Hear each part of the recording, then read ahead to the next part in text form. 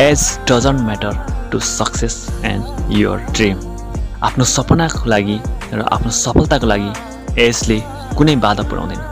दबाई हामी थोरै असफल हुँदा हामी हार मान्दछौँ, थोरै उमेर बढ्यो भने हामी हार मान्दछौँ, उमेर गयो भन्दछौँ। तर उनी 33 वर्षमा हुँदा उनले 33 वर्षको हुँदा उनी ग्रेजुएसन गर्नको लागि अमेरिकातर्फ लागेको थिए। साथीहरू, सफलता पाउनु छ भने अघि बढ्नुहोस्, कहिले नरोकिनुहोस्, एजुकेसन लिनुहोस्, किनकि एजुकेसन मात्र त्यस्तो चिज हो जसले तपाईँको माइन्डलाई र तपाईँको व्यक्तित्व अनि पुरै वर्ल्डलाई चेन्ज गर्न सक्छ।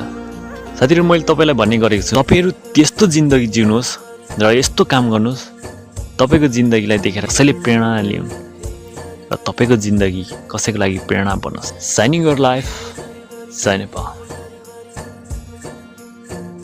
In the rural areas and bring the benefit of the technology